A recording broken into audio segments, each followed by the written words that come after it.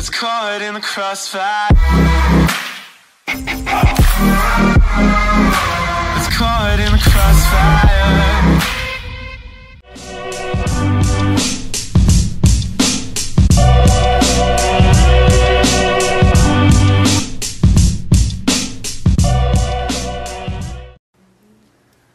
January of last year, Dave Thomas, founder and spokesperson of Wendy's hamburger fast food chain, died. He was 69 years old. You know, the average life expectancy in the United States is 77.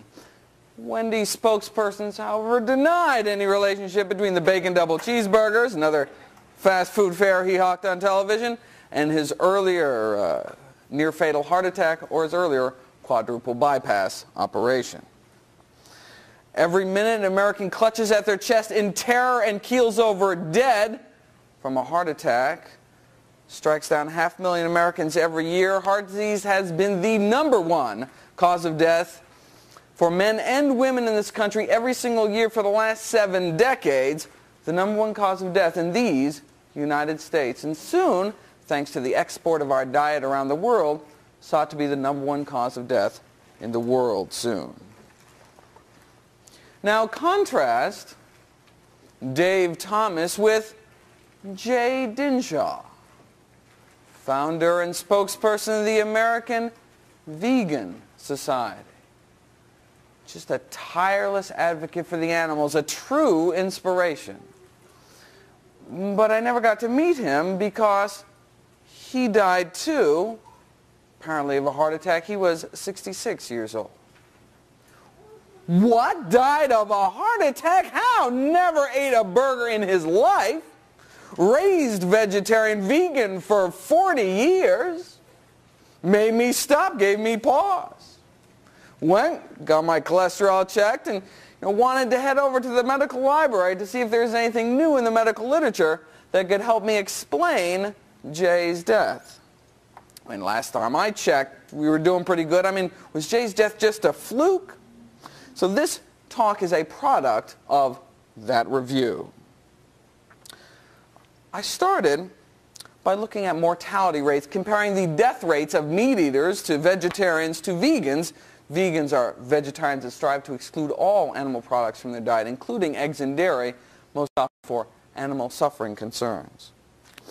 Well, if you look back at the vegetarian literature, you'll see all sorts of kind of circumstantial evidence based on kind of indirect guesses as to how we as vegetarians were doing.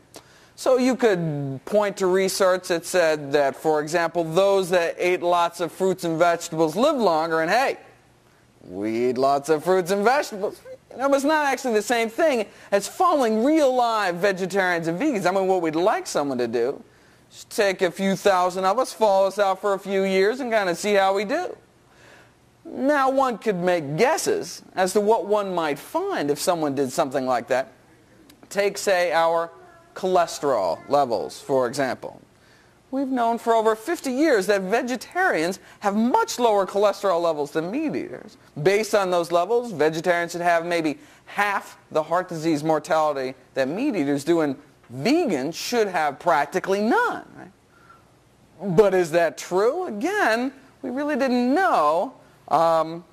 But, I mean, sounds good to me. I mean, after all, cholesterol is the single biggest risk factor for heart disease, and hey, we've got the lowest cholesterol, right? It doesn't take a rocket scientist to kind of figure it all out. Unless, of course, there was some kind of adverse effect of vegetarianism somehow counterbalancing our low risk. But otherwise, we should be just cruising. Well, let's think of some of the other risk factors for heart disease. Cholesterol, we've got less cholesterol. Obesity, we've got less obesity. Diabetes, we've got less diabetes. Hypertension, we've got less hypertension. We eat more soy, more fiber, more antioxidants, less animal protein, and hey, don't we have lower stroke rates and cancer rates too? We should just be kicking tush in the whole mortality department. So anyway, I got this email from FARM, the Farm Animal Reform Movement, an animal rights group in Washington, D.C., and they were compiling their annual table of American deaths for which the consumption of animal products represent a substantial contributing factor. And so they asked my medical opinion as to exactly which diseases those were. So I said, aha, finally, a chance to go to the medical library and see if indeed there's anything new that could help explain Jay's death, to answer that nagging question about Jay Dinshaw that continued to haunt me. Now, whenever I take on a new research project, the first thing I do is look at the latest research, which is what I'd like to share with everyone today. So I went to Harvard's medical library, probably the best in the world, half expecting more estimates, more guesses as to how we as vegetarians were doing. Little did I know we had real data now, actual studies that took thousands of vegetarians and followed them out for years. So finally, real data, the latest data on vegetarian mortality rates. I was like drooling, right? Finally. Maybe we were doing even better than our estimates, right? All right, well, this is what I've been waiting for. A study of 8,000 vegetarians followed for 18 years. Ooh. I didn't wait to go back to my seat, didn't wait to go home. I just stood there in the newly received journal section. This was just published last year, 2002, and read it. I stood there and my jaw dropped. Stunned into silence, shocked at what I saw. They reported no difference between the mortality rates of meat eaters compared to the mortality rates of vegetarians. No difference. But wait a second, it doesn't make any sense. What are the top 3 killers in the U.S.? Heart disease, cancer, stroke. How could we be dying at the same rate as meat eaters? It doesn't make any sense. Well, there are 3 findings I'd like to investigate with everyone today, and that's finding number 1. Why do meat eaters seem to live just as long as vegetarians? And not only did vegetarians not seem to live longer, they had basically the same cancer death rates too, the same number of colon cancer deaths, the same fatal stroke rate, and this is what I've been worried about, the same rates of fatal heart disease. They found no difference in the risk of dying from a heart attack between those that ate meat and those that didn't eat meat. I'm saying, doesn't that go against everything we know, though? Right? What about our cholesterol? What's counteracting all of our natural potential as vegetarians? Right? Now, we don't have more heart disease than meat eaters, but certainly more than we should. Right? So I went down the list of mortality rates for all the other diseases. Same mortality rates from stroke, heart disease, same, different, same. Okay, well, at least out of the list of the top dozen or so things people die from, there were at least 2 classes of diseases for which the mortality rates were significantly different between vegetarians and meat eaters. Unfortunately, they were not in our favor. Some of the data suggested that vegetarians seem to have a 50% greater risk of dying from breast cancer, for example. But that was explained away by the fact that vegetarians tend to have less children, which is a well-known risk factor for breast cancer. So vegetarianism probably has nothing to do with breast cancer mortality. I just want to make that clear. But the second finding is less easy to explain away. They found that vegetarians had over twice the risk of dying from degenerative brain diseases like Alzheimer's disease. What? Well, first of all, the fact that the only 2 differences were more vegetarian deaths, that's upsetting in itself. But what's this about vegetarians having twice the risk of dying from mental and neurological disease? I mean, when I first saw this, I said, these have just got to be some kind of weird random flukes, right? Because it doesn't make any sense. Right? Well, this is the latest published results, but it actually takes like a year to go to publication. So this data is like years old by now. You know, every 5 years, all the experts on vegetarian nutrition get together and hold an international congress on vegetarian nutrition. And the last one was, hey, just last year, April 2002. Hey. So is there anything new under the vegetarian sun? Yes, indeed. Preliminary results from a study were released twice the size, 17,000 vegetarians. This so-called EPIC study out of Europe started in 1993, so we had been waiting almost 10 years for results to start trickling out. Well, last year, they trickled. Ready for the results? Once again, vegetarians had the same mortality rates as meat eaters, confirming the other study. Right? Okay, but what about this? What about the brain disease thing? I mean, that has just got to be some kind of weird fluke. Sadly, no. There was only one significant difference this time between the mortality rates of vegetarians and meat eaters, and that was that vegetarians had a 50% greater risk of dying from brain disorders. Now, right now, all the smug vegans in the room are thinking, I know what's going on, right? Isn't milk just liquid meat? Right? All that saturated fat and cholesterol, and indeed, dairy is the #1 source of saturated fat in the American diet. Right? And aren't eggs like little cholesterol bombs? No wonder they're not doing so hot. Right? They're dragging down the average, right? Separate out the vegans, and then you'll see a little longevity, baby, you know?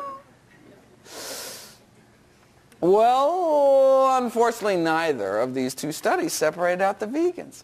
All right, so where can we turn? Well, this is the latest research, both published and unpublished. What about the best? Well, you know, the best research we have to date is probably this study, published in the American Journal of Clinical Nutrition, called Mortality in Vegetarians and Non-Vegetarians. And what these 12 researchers did was took all the biggest and best studies to date and kind of pooled all the data together. So they took a decade of mortality data from 28,000 vegetarians from Germany, the UK, and California, and found no survival advantage for vegetarians. What about vegans, though? We don't eat all that cheesy crap, and we have even lower cholesterol levels, right? Vegans didn't live any longer either.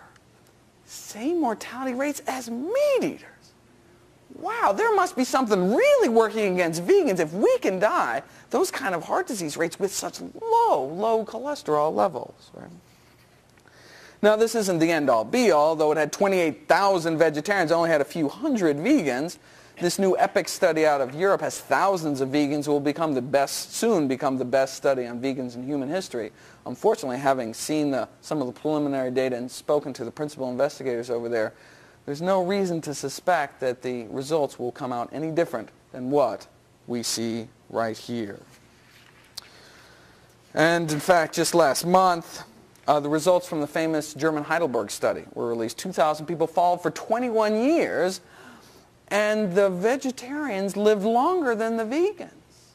And those who ate meat on occasion outlasted them all. All right, before I go about exploring these findings, I would just like to throw up a third finding I'd like to investigate today, and throw up is right. Osteoporosis has reached epidemic levels in this country. 10 million Americans, particularly women, suffer from this disease. Now, if you compare the bone mineral density of vegetarians to meat eaters, it's about the same. Now, in some studies, the bone mineral density of vegans has not been as good, but, you know, bone mineral density is only one indicator of bone health. What you also want to know is if someone's actually more likely to break something. So, hip fracture rate has been considered kind of like the gold standard in terms of an indicator for bone health. But since there's never been any studies on hip fracture rates in vegetarians, I don't think we can conclusively say much about vegetarian bone health. Again, we could estimate, right, based on bone mineral density, we're probably doing pretty good. But again, we didn't have any studies on hip fracture rates in vegetarians until now. Presented for the first time to the Congress last year in a study of thousands of California Seventh-day Adventists, vegetarians had over twice the hip fracture rate as meat eaters. So this is the third finding I'd like to investigate with everyone today. Let's start with this, the first finding about longevity, right? Now, this isn't to say we couldn't necessarily live longer, right? Remember our cholesterol levels, our blood pressure and all that. We have a tremendous potential for decreasing heart disease risk, but something is getting in our way. What is it about vegetarian and vegan diets that's increasing our risk of dying so much that it's counteracting kind of all of our natural benefits? Right? What is it? And just as importantly, can we change it? And the good news is, about time for some good news, and the good news is that yes, we think we know exactly what's going on, and yes, with but a few simple changes, not only will we reclaim all of our natural vegetarian advantages, but we may surpass our highest expectations. Turns out there are two major things about vegetarian diets, and we are going to nail both of them today. As an aside, though, I mean, just because we don't seem to live longer, even as we are now with no changes, just because vegetarians don't seem to live longer doesn't mean they're not healthier. I mean, vegetarians do have lower rates of obesity, high blood pressure, diabetes, colon cancer, heart disease, appendicitis, the list goes on and on. So it still makes sense to go vegetarian, even if just for health reasons alone. So it still makes sense to go vegetarian, even if just for health reasons alone. But, you'd think with all that, we'd have some kind of survival advantage, right? What is it about vegetarian and particularly vegan diets that's increasing our risk so much, it's canceling out our potential? What are we lacking in our diets? What are we deficient in? Well, to begin our detective story quest, one might start thinking, well, what other risk factors are there besides, cholesterol, high blood pressure, diabetes, all that, because we're kicking tush in all those. Right?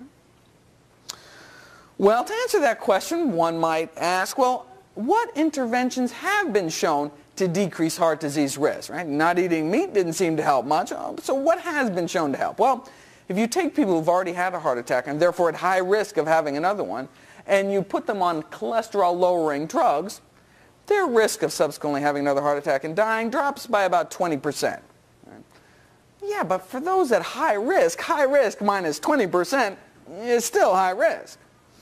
So then they gave people fish oil capsules, dropped their risk of subsequently dying by about 30%.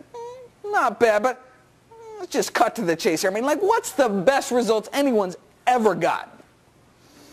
Well, there was this one study in which heart disease mortality dropped over 70%.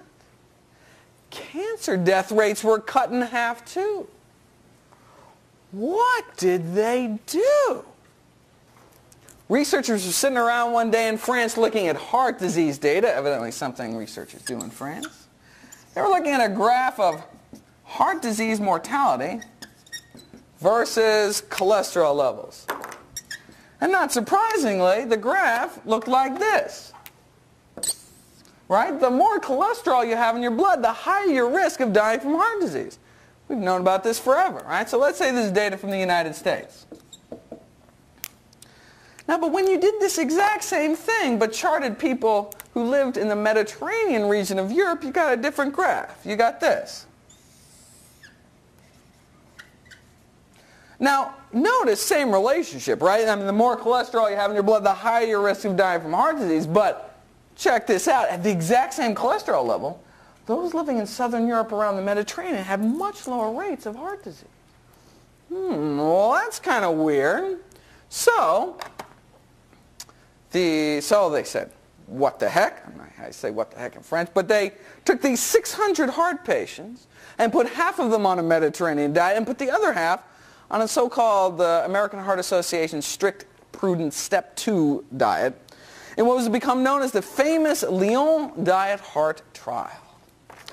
After just 2 years, the survival benefit was so extreme in the Mediterranean group that they had to stop the study prematurely. An ethics committee came in and said it was just too unethical to keep feeding people the American Heart Association diet because there were so many more deaths in that group. And the results appeared quick, too, the survival advantage. After just 1 year, you could already see the results, whereas in those cholesterol-lowering drug trials, it took like 3 to 4 years to get that wimpy little 20% benefit. And now, after 2 years, 70% drop in cardiac mortality? Wow. All right, so researchers took blood from everyone, analyzed their diets, trying to find out what it was about this diet that had such a magical effect. So we have the Mediterranean group.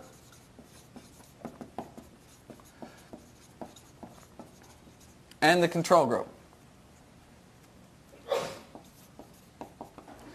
So well, the first thing they did was looked at cholesterol levels. Right? After all, cholesterol is the single biggest risk factor for heart disease, and found that after 2 years on this American Heart Association diet, their average cholesterol was 239.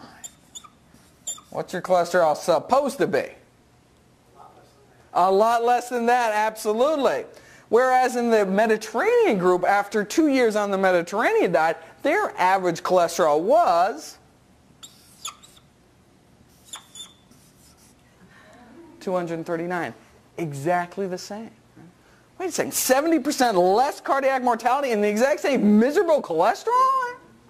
What's going on? So they looked at everyone's diet. What were these people eating? Right? Was the Mediterranean group eating a lot more fish or something? Isn't that supposed to be good for your heart? Well, no. The Mediterranean group was not eating significantly more fish. What they were eating more of, they were eating more fruits, more vegetables, more beans, more whole grains, less meats. Well, you know, wait a second. We do that. We don't have 70% less cardiac mortality. What's the deal? Well, digging a little deeper, they think they found the deal. One of the most significant differences between the Mediterranean group and the control group was what's called an omega-6 to omega-3 ratio. The omega-6 to omega-3 ratio of the control group was 20, and the Mediterranean group, it was 4. All right, well, what's an omega-6, what's an omega-3, and why does the ratio make any difference? Well, fats and oils are made up of constituents called fatty acids.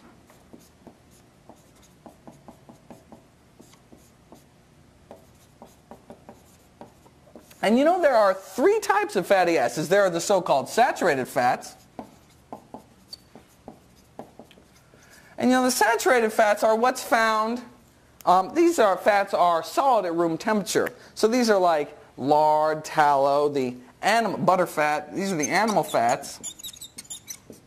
And also some of the tropical oils like coconut oil and palm kernel oil. And these are bad for you. Bad. And the second type of fatty acids are the so-called monounsaturated fats. And you know, monounsaturated fats are what's found in nuts, avocados,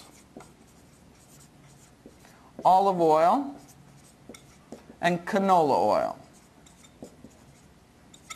And these are liquid at room temperature, kind of semi-solid in the fridge. You know how your olive oil gets a little semi-solid in the fridge. And then the third type are the so-called polyunsaturated fatty acids. These are liquid at both room temperature and in the fridge. And you know there are 2 types of polyunsaturated fatty acids, the so-called omega-3s and the omega-6s.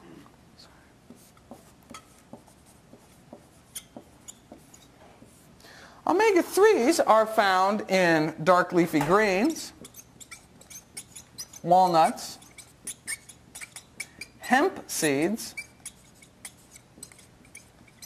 flax seeds, and flaxseed oil. Omega-6s, on the other hand, are found predominantly in cottonseed oil, corn oil, safflower oil, and sunflower oil.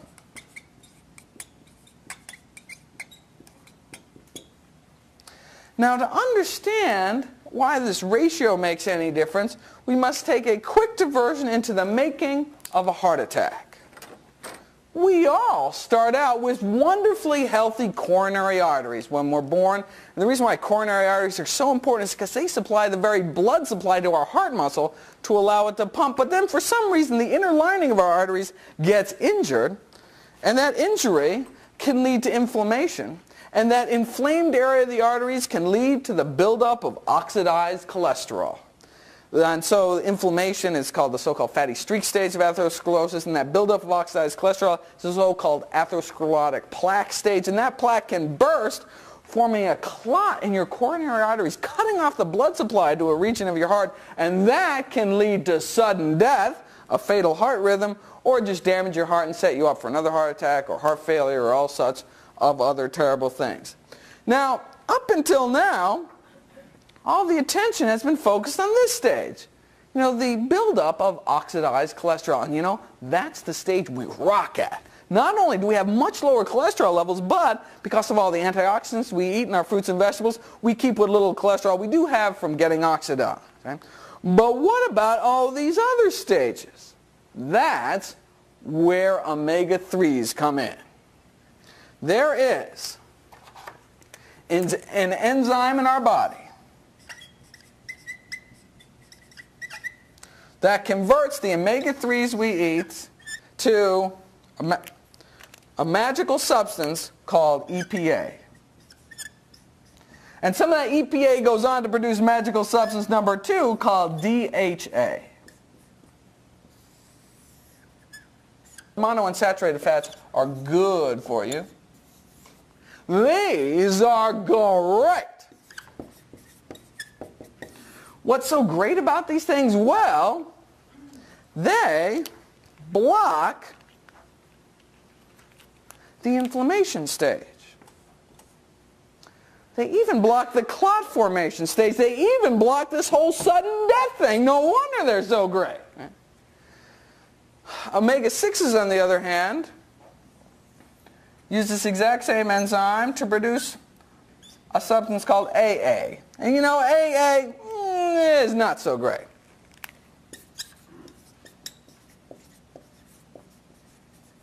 But you know, we need both of these in our diet, omega-3s and omega-6s, because these are the so-called essential fatty acids, meaning our bodies can't make them. We need to take them into our diets. Now, up until 100 years ago, our bodies, we've been eating about roughly equal amounts of omega-3s and omega-6s. So we've had an omega-6 to omega-3 ratio of about 1 to 1, or 1, maybe 2 to 1, about equal amounts of omega-6s and omega-3s in our diet.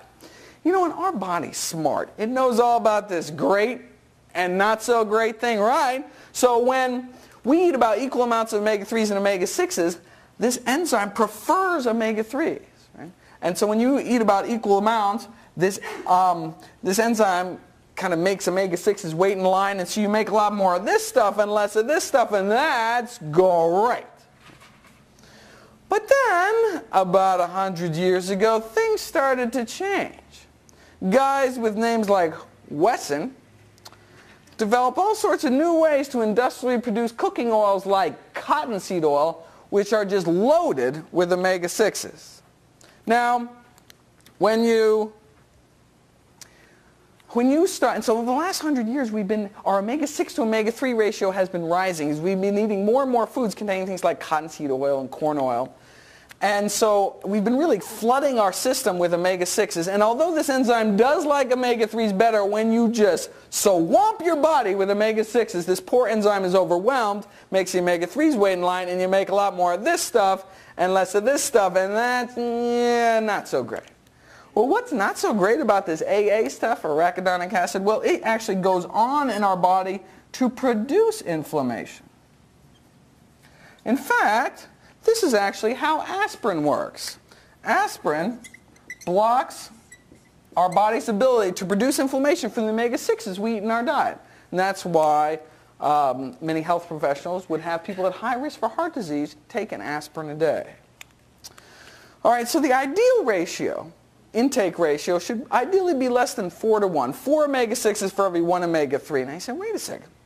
I thought the omega-3s were the good ones. Well, yes, indeed, but again, this enzyme prefers omega-3s, such that you can eat 4 times as many omega-6s and only 1/4 the amount of omega-3s, and you still make all the EPA and DHA you need, or at least that's the theory.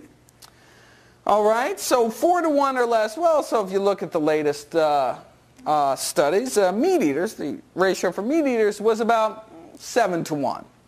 Not so good. The ratio for vegetarians, though, was 10 to 1. And the ratio for vegans was 15 to 1. There was a recent study on vegan kids that found a ratio of 44 to 1. Just off the charts.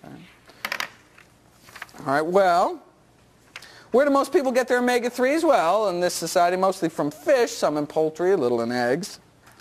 And not only are vegetarians not getting enough omega-3s, but it turns out in surveys that for some reason vegetarians are getting 2 to 3 times as many omega-6s as the general population. For some reason, vegetarians and vegans are just eating a lot of processed foods containing cottonseed oil and corn oil. And meat eaters can cheat. The flesh of oily fish like sardines contains preformed EPA and DHA. Right? So fish eaters don't have to worry so much about this ratio, don't have to worry so much about this enzyme, because they're getting EPA and DHA directly into their diet. And that's why you give people fish oil capsules and their risk of heart disease drops, dying from heart disease drops about 30%. And that's the reason why the American Heart Association recommends 1 to 2 fatty fish flesh meals a week. And that's reason number 1 why vegetarians may not be doing as well as we should. Right? Okay, so what's a vegetarian to do? Right? Well, how do we get our ratio down? Our ratio down to facilitate the making of this stuff and less of this stuff. Well, wait a second. Maybe if we ate more omega-3s and less omega-6s, that would work. All right, well, where do we get omega-3s from? Yes, indeed, greens and walnuts, but you would have to eat a lot of spinach salads with walnuts every day to get your omega-3s for the day. Thankfully, the most concentrated source of omega-3s on the planet is not fish, it's flax seeds. Flax seeds are one of the world's original health foods, been widely prized throughout history. Hippocrates used them. Mahatma Gandhi himself was right, ain't he always, when he said, wherever flax seeds become a regular food item among the people, there will be better health. He actually did say that. For more up-to-date reference, the alternative medicine guru, Dr. Andrew Weil, has stated that if you just make a single change to your diet, if you can just make one change to your diet, it should be to add flax seeds to your diet. Right? So, well, how do you eat them? Well, you go to your natural food store like Green Star Co-op. And you can find them in the bulk section for 99 cents a pound. There are golden ones and brown ones. Nutritionally, they're identical, so pick your favorite color. Flax seeds come in nature's finest packaging, the hard natural whole, which keeps them fresh such that you don't even have to refrigerate them. You can keep them on your kitchen counter in an airtight container for a year, and they do just fine. Unfortunately, nature's finest packaging is just a little too good, such that if you eat the whole seed, it just kind of comes out the other end, doesn't do you any good. So, you need to grind them up. So, spice grinder, coffee grinder, food processor, a good blender will do it. You can actually buy at Green Star Cooperative Market pre-ground flax seeds for $3 a pound, but a pound will last you for months. How much of this stuff do you actually have to eat? Recommendations keep changing. The NIH disagrees with the World Health Organization, disagrees with Europe, but I think the research points to everyone eating 1 to 2 tablespoons of ground flax seeds every day of your life until you die. And that's about equivalent to American Heart Association's 1 to 2 fatty fish flesh meals a week. Now, and once you do grind it, then you do have to put it in the refrigerator, but ground flax seeds last for months in the refrigerator, although it should not last for months because you're going to eat it every day. What do you do with this stuff? Well, it's ground flaxseed is a light nutty powder. You can do it. You can sprinkle it on your oatmeal or whatever you're eating throughout the day. You can bake with it. You can make muffins, breads, all sorts of things with it. My current favorite is smoothies, though. You take 2 tablespoons of flax seeds, grind them up, and then half a frozen banana, some frozen blueberries, and some nice organic soy milk. Oh, the flax seeds have this real binding quality, such that you get these really thick, milkshakey smoothies. In fact, because of that binding quality, you can actually use ground flax seeds to replace eggs in baking. You take 1 tablespoon of ground flax seeds, mix it up with 3 tablespoons of water, and then you mix it up till it's all frothy, gooey, snotty, and that replaces 1 egg in baking. And that's actually the preferred egg replacer of my favorite vegan cookbook author, Joanne Stepanek, if I can give away all her secrets. Yes? They do not, and that's the amazing thing about ground flax seeds. You can bake them 350 degrees for an hour, and it doesn't hurt the omega-3 content at all, which is quite surprising. However, that's not the case with the flaxseed oil. And the reason I don't recommend the flaxseed oil is it's more expensive, it goes rancid, it won't last even a few weeks in the fridge. It tastes kind of nasty, and you can't cook with it. You can't even heat it up for a few seconds because it destroys the omega-3s. But somehow, the way nature intended in the seed, you can grind the flax seeds up, bake them all you want. It doesn't hurt the omega-3s, but when you extract out the oil, the omega-3s are very unstable, so you have to use it in like a salad dressing or something uncooked. But the reason why I strongly recommend the ground flax seeds instead of the flaxseed oil is because you're missing out on all the other wonderful nutrients that are found in the flaxseed. Flaxseeds are also a wonderful source of soluble fiber and boron, and these wonderful phytoestrogens called lignans, anti-tumor, anti-inflammatory, anti-cancer properties, just amazing things which you miss when you just take out the oil. Any way you cut it, flax seeds I think are really the best way to get your omega-3s, in many ways better than getting them from fish. To spite you for murdering them, fishies load up your body with toxic heavy metals like lead and mercury and DDT and PCBs. In fact, concerns over mental retardation and birth defects have led the FDA and the EPA to recommend that pregnant, breastfeeding women and small children limit their intake of fish in this country. Fish is a real food disaster from a food safety point of view. It can spread everything from hepatitis to cholera. Certainly overfishing is a global environmental disaster, not to mention the poor fishies. So when a fish-eating woman comes into my office, I've just got to hold up my hand and say, just a flax, ma'am. Sorry. Okay, now if you look at the diagram, you see that's really only half the story. Yes, we have to increase our omega-3s, but we also have to decrease our omega-6s. Thankfully, that's totally easy. All we have to do is we go home tonight, and if we have any of the following oils, if you have any of the following oils in your house, cottonseed oil, corn oil, safflower oil, or sunflower oil, you are in need of an oil change. You should throw them the hell out, and instead, if you use oils in your baking, in cooking, which you don't have to, but if you do use oils, what oil should you use instead? There we go. Olive oil is the monounsaturated oils. The single best oil is olive. But it does have a distinctive taste which may not be appropriate for all your cooking needs, and so canola oil, particularly I recommend organic canola oil because of the GMO issue, is second choice. Okay, so anyway, back to that Lyon diet heart trial. Well, how did they decrease their ratio from 20 down to 4, exactly where we want it? Remember 4 to 1? All they did is they sat down with everyone at the beginning of the study for half an hour and said, look, go home, whatever fats and oils you have in your house, throw them away and replace it with olive and canola. That's all they did, and wham, 20 down to 4, right, exactly where we want it. So, see, now, we could do that, right? Now, see, they didn't have to eat flax because both sides were eating fish, but imagine what we could do if we took our flax, got rid of those oils on top of our cholesterol levels. Remember, they had 70% drop, and they had miserable cholesterol levels, right? We are just going to blow them away. All right. Going back to here, you'll see, if we have a lot of omega-6s in our diet and not a lot of omega-3s, it might lead to more inflammation in our body. And that's why a lot of people with inflammatory conditions like rheumatoid arthritis, etc., actually take like flaxseed oil therapeutically in large doses to kind of tip their balance over to the non-inflammatory side. And indeed, we're finding more and more diseases tend to have an inflammatory component to them. Diseases like Alzheimer's disease. Studies suggest that those people who were taking chronic aspirin long-term for whatever reason had 5 times less Alzheimer's disease. Right? Now, no one should take chronic aspirin long-term without a prescription, I think. But what we can do is, again, we can tip the balance over to the non-inflammatory side, eating more omega-3s, less omega-6s.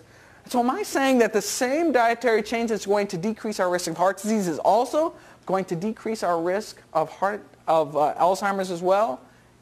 Yes, indeed. All right, so we have explored the first reason why vegetarians aren't living up to our potential, or more accurately, kind of out to our potential. Reason number 2 is probably even more important. Let's go back to this heart disease flow chart here. You know, as vegetarians and vegans, we are blocking this step, the buildup of oxidized cholesterol. So if we, as vegetarians and vegans, take our flax, get rid of those oils, we are going to be blocking heart disease at every turn. Here, here, here, here. Well, yeah, every turn except here. Wouldn't it be cool if there's some way we could block this whole deadly cascade in the first place? Reason number 2 is homocysteine.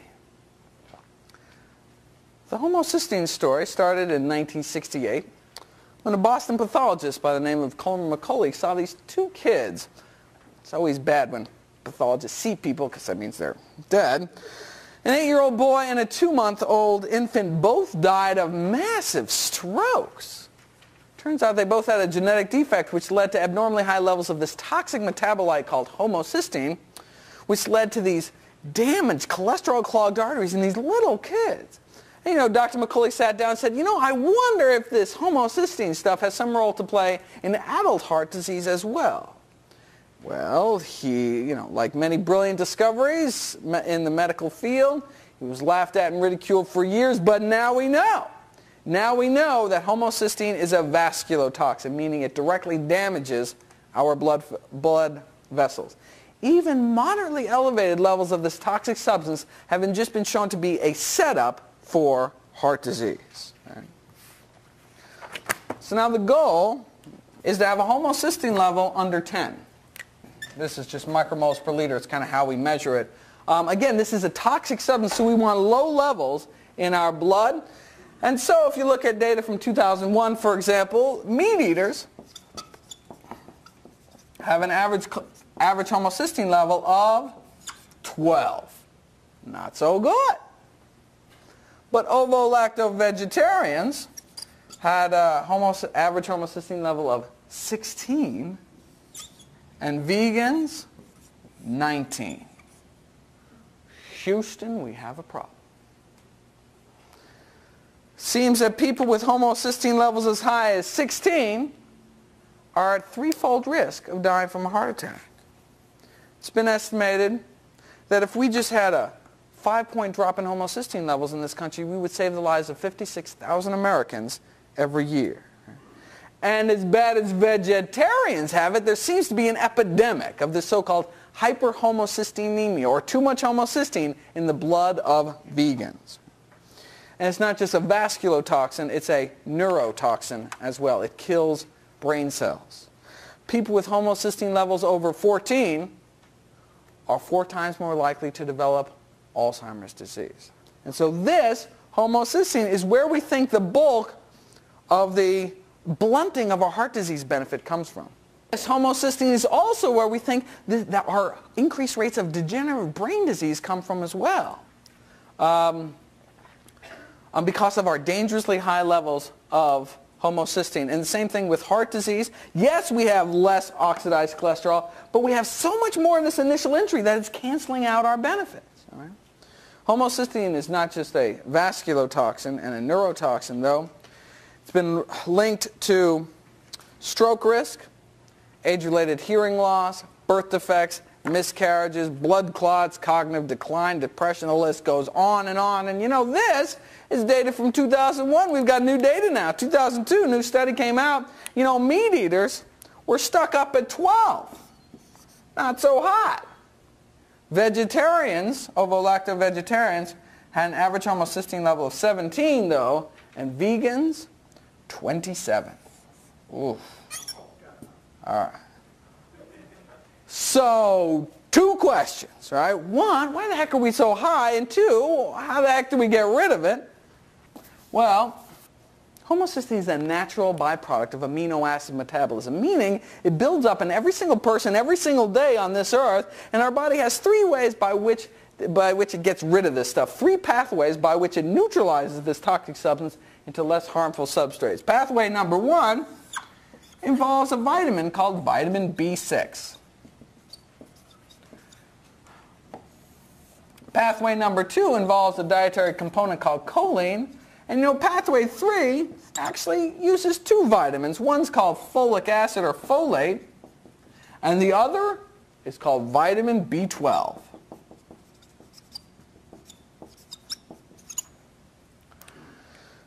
Pretty much everyone who gets enough vitamin B6 is found widely through animal and plant foods. Same thing with choline, found widely through the animal and plant kingdom. But folate is found almost exclusively in plant foods, and this vitamin B12, as many of you know, is found almost exclusively in animal-derived foods. This, folate, is the reason why meat eaters are stuck up at 12, right? They're just not eating enough fruits and vegetables, not getting enough folic acid. But this, vitamin B12, is the reason we have such terrible rates of hyperhomocysteine, or we have such dangerous levels of homocysteine. More and more evidence is accumulating that we, vegetarians and vegans, are just not getting enough vitamin B12 to adequately lower our homocysteine levels. And it turns out for vegans, some vegans aren't even getting enough B12 to avoid the classic B12 deficiency disease. Right? It used to be thought, you don't need to worry about your B12 because you need so little, and it's kind of on everything and you store it up for years. What's the big deal? Severe irreversible brain damage. That's the big deal. Right? Well, what about herbivores like gorillas, right? They don't take no B12. They seem to be doing pretty good. Well, they also eat bugs, dirt, and feces. If you also want to eat bugs, dirt, you may also not have to worry about your B12. But if, for whatever reason, you choose not to, you need to get your B12. Contrary to popular vegan myth, clinical B12 deficiency, meaning symptomatic B12 deficiency, is not uncommon. And I will spare you the gruesome scare stories of the vegans that have died, went blind, were paralyzed because of not enough B12. I mean, do we want articles in the medical literature published with titles like subacute combined degeneration of the spinal cord in a 14-year-old due to a strict vegan diet? This poor vegan kid in Philly got paralyzed, right? Even one of these is way too many, right? So the evidence is perfectly clear. You either eat B12 fortified foods or take B12 supplements. Right? I don't need fortified foods there, partner, because I get all the B12 I need from fermented foods like tempeh and miso and sea vegetables. No, you don't. It used to be thought that lots of plant foods had B12 in it, but actually we were using a faulty test. We were using a test that didn't differentiate between active B12 and these so-called inactive B12 analogs, which look like B12 to the test, but actually unusable by our body. So it actually, if we do take in these B12 analogs, it may actually kind of clog up our B12 machinery and act as anti-B12.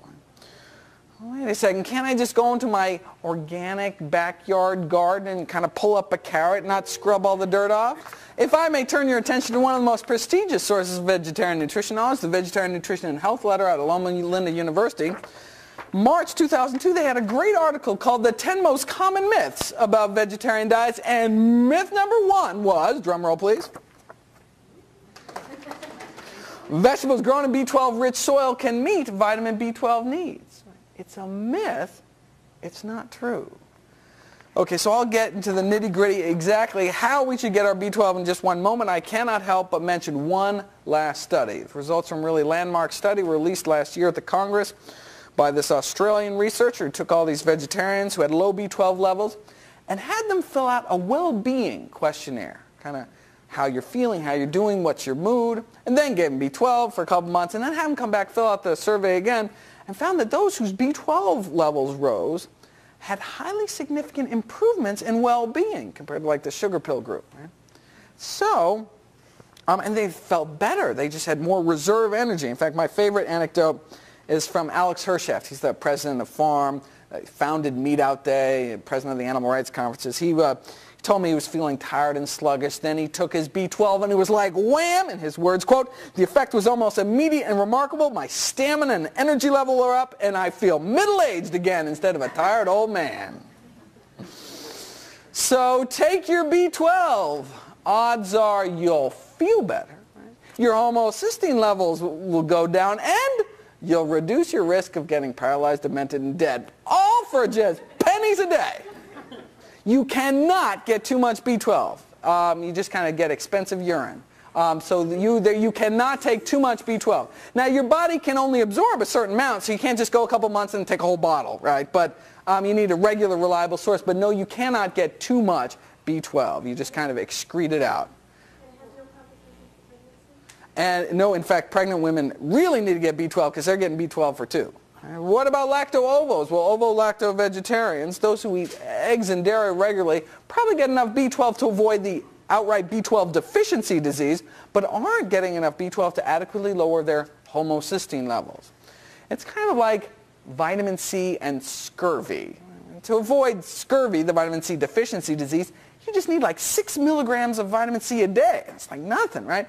Now, but if you actually want a functioning immune system and all the other wonderful things that vitamin C in foods does, well, you need it like 10 times that, like 60 or 100 milligrams a day. See, that which you need to avoid deficiency is not necessarily what you need for optimum health. The same thing with vitamin B12.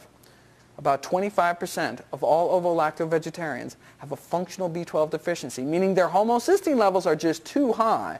And that figure may be more like 80% for vegans who've been vegan for 2 or more years.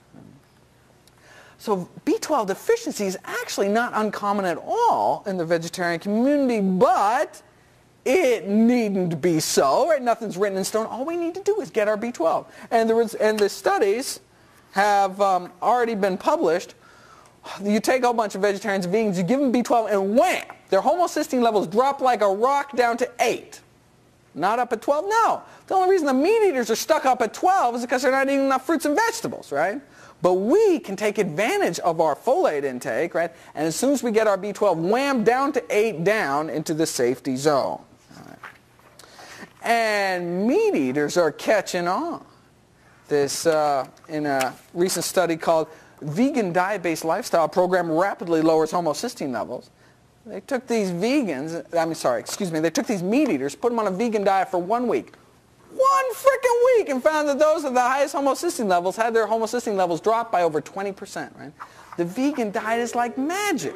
But now these were meat eaters, so they're like B12 coming out their ears, right? I mean, but all they needed was some fruits and vegetables to bring their homocysteine levels down. But imagine what we could do. We get our flax, get rid of those oils, take our B12, on top of our cholesterol levels, our blood pressure and all that, we are just going to walk all over them. All right. So what we need to do to fight homocysteine, vitamin B12 in B12 fortified foods or supplements.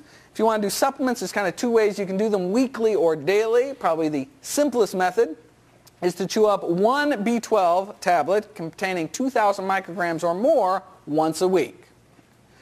So you can go down to Green Star Co-op and get these 5,000 microgram tablets. And so you can cut them in half and just take 1/2 of one of those pills once a week. Share a bottle with your friends. Comes out to be about $5 a year. Pick a day of the week. You know, I know my B12 day is Monday. I know every Monday I got to update the Mad Cow page, take my B12. You know, it's kind of part of my life. You know, that's what. B12 is indeed water soluble. So you can take it once in a week and that's enough? You can, if you take high enough doses, you can take once a week because your liver actually stores it up. Although you can certainly, if you don't like to take, if it's hard for you to remember to take something once a week, and rather get in the habit of taking something once a day, then you have to take much less, 100 micrograms once a day. So if you have a multivitamin or something you take once a day, you should check to see if it has 100 micrograms or more of vitamin B12. And all B12, thank you for that question, all B12 in supplements and fortified foods is vegan. It's bacteria derived. It's all, they just put it in a stainless steel tank. None of it is animal derived. It's just too expensive. So having said that, some of the other filler ingredients might not be vegetarian. It might have gelatin in the capsule or something. But the B12 itself is vegan.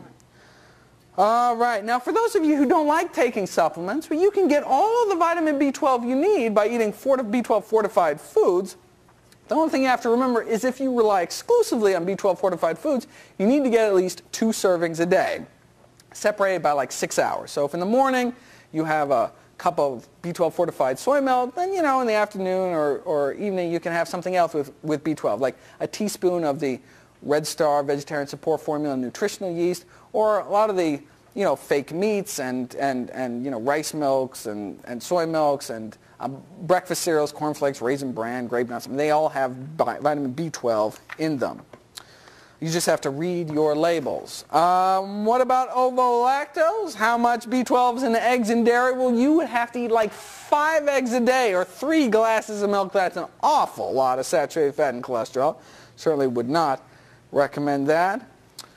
Okay. I don't seem to have those. Did you give me a stack of? Oh, there they are back here.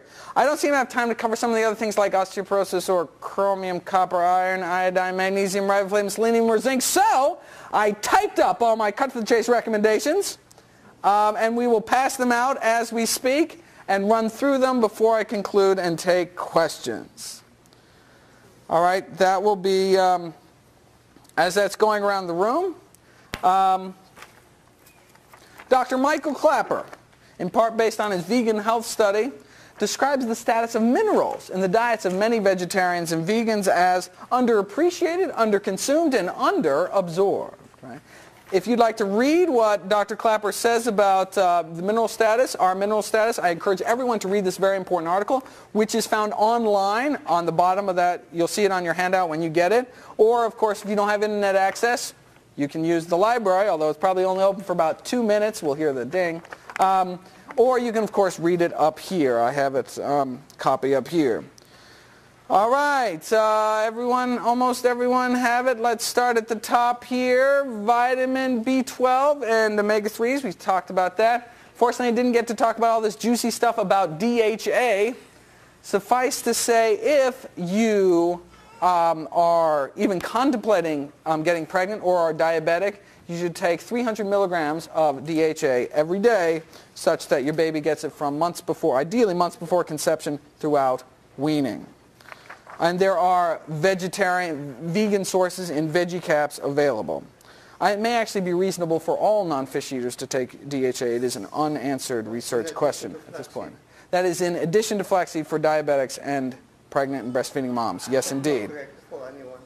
And may be appropriate for everyone. That's an unanswered question.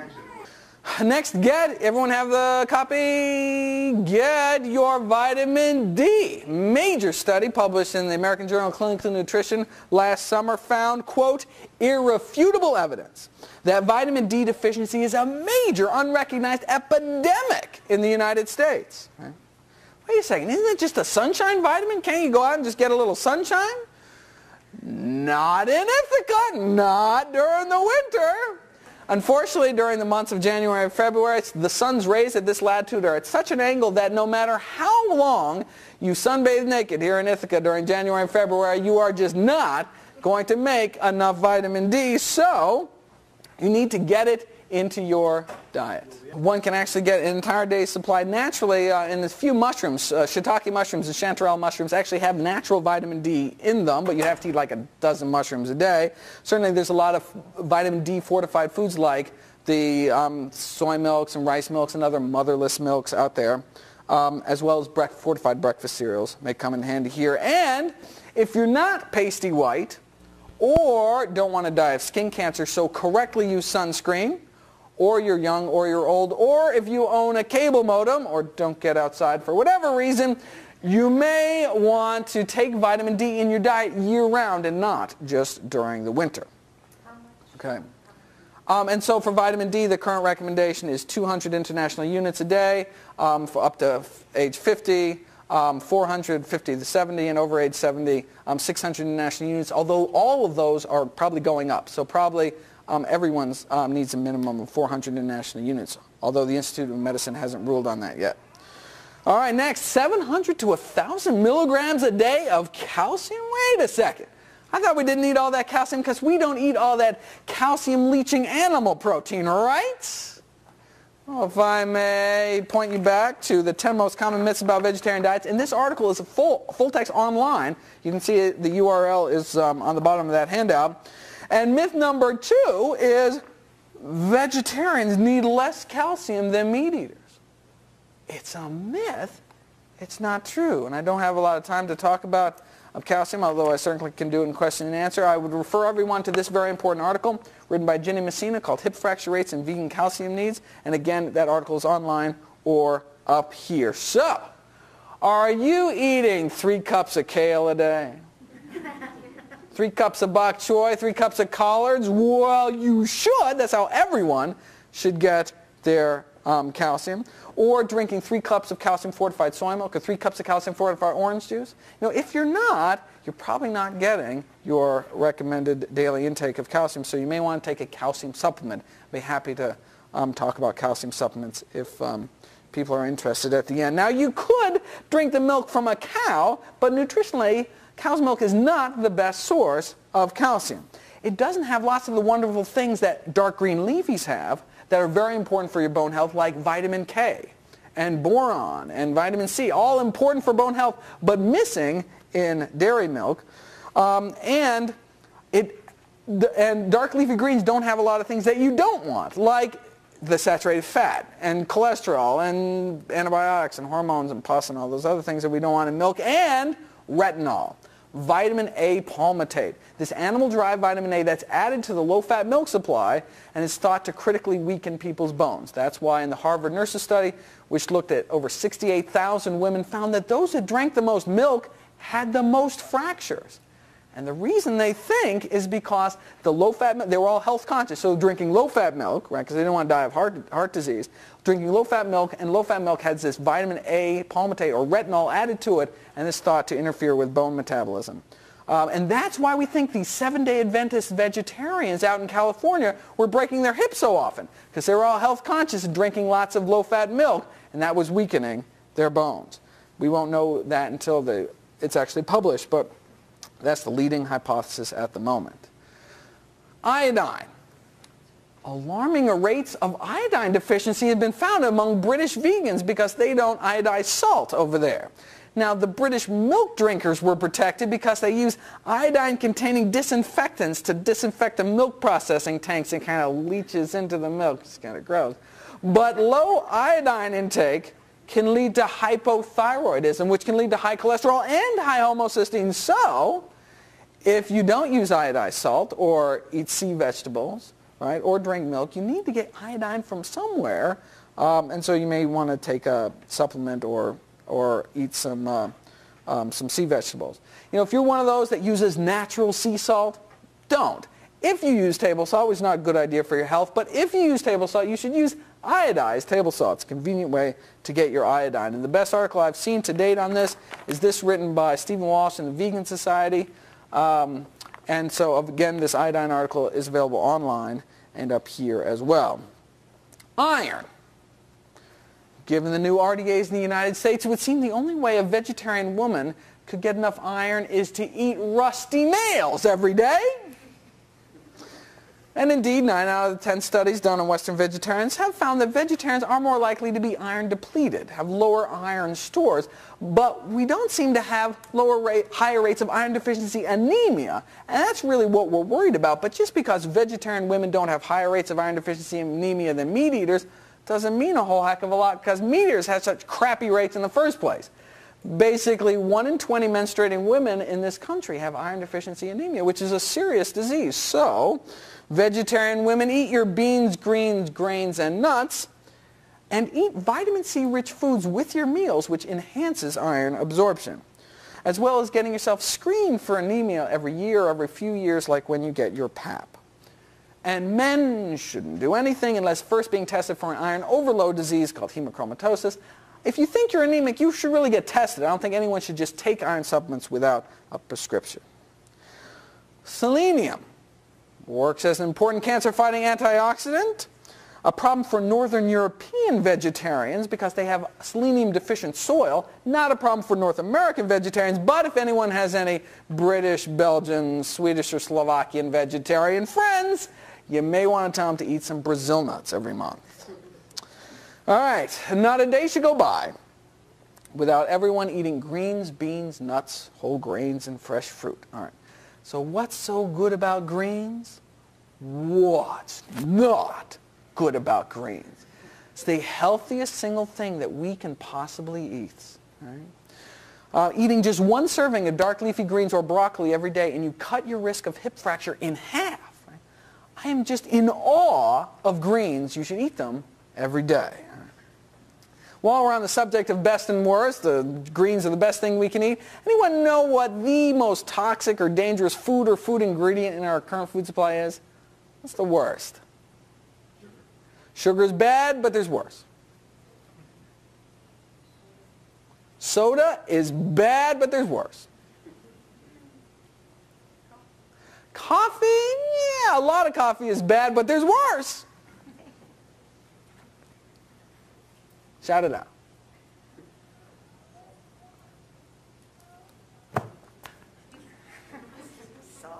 Salt's not good, but there's worse. Saturated fat is bad, right? Bad, but there's worse. White flour is bad, but there's worse. Corn oil is no good for you, but there's worse. This cannot be the first audience. I've been on the road 11 months. Come on. Not the, you want to breathe. All right. What? Plutonium. Trans fats, hydrogenated oils. All right. Trans fats these toxic trans fats are found only one place in nature, animal fats. All animal fats contain these toxic trans fats. But thanks to better living through chemistry, the food industry found a way to synthetically create these toxic fats by hardening vegetable oil in a process called hydrogenation, which rearranges their atoms and makes them act more like animal fats. And so there's good fats, there are bad fats, then there are killer fats, and those are these trans fats. The National Academy of Science just a few months ago published this damning report on trans fats and said the only safe intake is 0. That the upper limit tolerable intake daily is 0. Now wait a second, if the National Academy of Sciences is saying the only safe intake is 0, and it's only found in animal foods and processed foods. Are they telling everyone to go vegetarian? Right? That makes sense. Well, actually they didn't. So they were challenged on it, and one of the authors of the report responded to the challenge, a nutritional epidemiologist at the Harvard School of Public Health, responded to the challenge, and he said, quote, "We can't tell people to stop eating all meat and all dairy products," he said. "Well, we could tell people to become vegetarians," he added. "If we were truly basing this only on science, we would, but it is a bit extreme." Isn't that amazing? Wouldn't want scientists to base anything on science, would we? Oh. I just had to get that out. All right. What's so good about beans? A study just came out. Those who ate legumes, beans, peas, or lentils 4 times a week or more had 20% less heart disease. Right. Beans are good for your heart. The more you eat, the more. Right. Those who ate nuts at least 5 times a week had half the mortality rates, half the cardiac mortality, those who ate 5 servings of nuts or more a week. And for those of you who are like, oh, I don't want to eat nuts because they're going to make me fat. Actually, there's an impressive body of research to suggest that those people who add nuts to their diet, if anything, actually lose weight. And we're not sure why, whether it satiates the appetite or actually causes you to excrete more fat in your feces. We're not sure why, but bottom line, nuts will not make you fat. You should eat them every day. All right. What kind of nuts? Basically any nuts except coconuts and chestnuts. So, And peanuts, although they're technically legumes, have a nutritional profile which closely resembles other nuts. And so again, any nuts, nut butters, cashew butter, almond butter, there's some nuts that are a little better than other ones, but basically nuts are nuts. But I could go specifically down to list of better and worse later on. Next, studies also consistently show that even health-conscious vegetarians don't eat the recommended minimum number of servings of fruits and vegetables every day, which is, whoa, not bad, right? 5 a day. I heard 5 a day saying, 5 a day, that was a few months ago. But the front row knows, right? The National Cancer Institute just a few months upped it to 9 a day, minimum, right? 9. So you thought you weren't doing so good before, now you're really behind, right? That's minimum. So 9 a day, 10 a day, 12 a day, as many fruits and vegetables as you can possibly stuff in your face. All right. Next, drink lots of water. No, seriously. Seventh-day Adventist study presented to Congress last year. Vegetarian or not, those that drank 5 glasses of water every day had half the cardiac mortality, half the fatal stroke rate. What? You don't eat meat, nothing happens. If you eat some nuts, drink some water, you have your mortality rates? Absolutely amazing, right? While we're on the subject, is there anything else I can just kind of down and dirty have your mortality rate? Well, in the German vegan study, for example, they found out that those who were, quote unquote, who, surprise, surprise, physically active, had half the mortality rates of those couch potatoes or computer potatoes or whatever the case may be. And maybe get your cholesterol checked. Who knows what your cholesterol is? Oh, everybody should know what their cholesterol is. The current recommendation is everyone starting at age 20 should get their cholesterol checked and get it rechecked every 5 years. And quit smoking. Cigarettes slice at least like 8 years off your life. All right, last but not least, Z is for zinc. I didn't mention anything specifically about zinc on there because, once again, greens, beans, nuts, and whole grains to the rescue. Vegetarians, though, are prone to low-body zinc pools, however.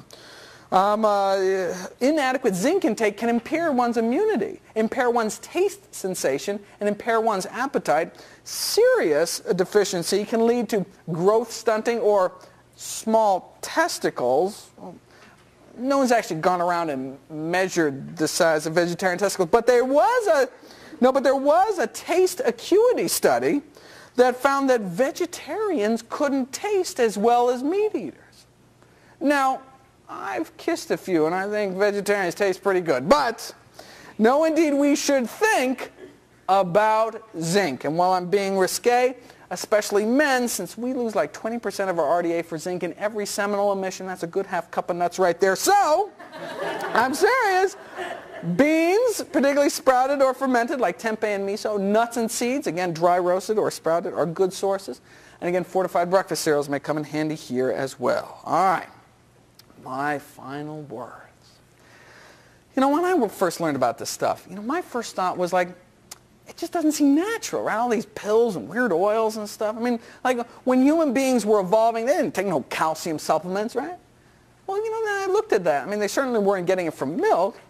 Prehistoric peoples got all the calcium they needed from eating wild plants like nettles, which are just loaded with calcium. It's estimated that prehistoric peoples got 2,000 milligrams of calcium every single day eating wild plants, right? That's 3 times what milk drinkers get in this country, right? But we just don't eat those kind of plants anymore because of the way we live in our modern world, right? And cavemans didn't have to take no flax, right? Well, again, that's because their ratio was 1-to-1. There's no such thing as trans fats, no such thing as cottonseed oil, right? And, interestingly, many of the wild plants have higher omega-3 contents than the cultivated ones. So, for example, purslane, the most common plant in the world, is dug up here as a weed, but everywhere else they eat it because it's so good for you, is one of the highest plant omega-3 contents in the world. But we don't eat weeds anymore. We eat iceberg lettuce, right? And they didn't have to take no vitamin D. Right? That's because they lived and worked outside. That's because they could work outside because there wasn't a big hole in the ozone layer. There weren't these smog-ridden cities and all that, And they didn't have to take no B12. We used to be able to get all the B12 we needed from the water we drank, drinking out of a mountain stream or well water, But we don't get a lot of B12 anymore in our water because we chlorinate our water supply to kill off all the bacteria, right? So we don't get a lot of vitamin B12 in our water anymore. We don't get a lot of cholera either, right? So that's a good thing, right? But the bottom line is that we live in an unnatural world, which is compromising our health, compromising our vegetarian potential. But we can reclaim that potential with but a few simple changes and live a long life in optimum health. Thank you.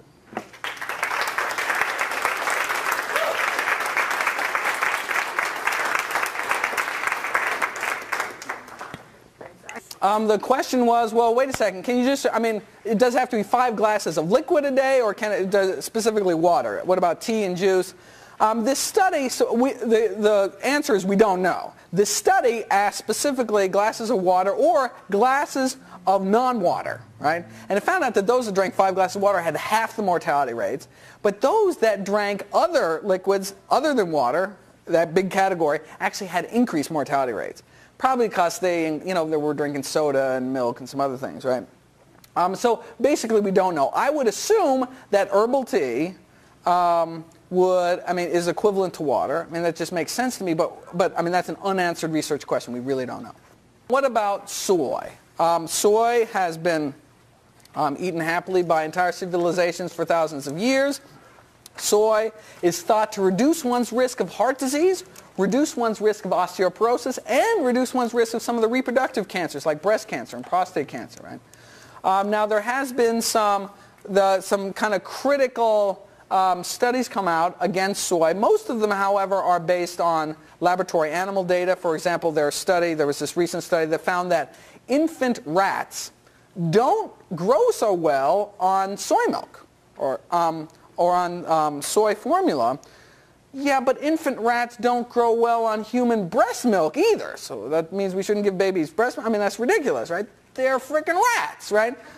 So I give very little credence to that kind of work. Now, there's only really one disturbing human study, period, and that's the Honolulu Heart Study, which was a good study. It took thousands of people, followed them out for decades, and did find that those who ate tofu in midlife actually had accelerated cognitive decline later in life.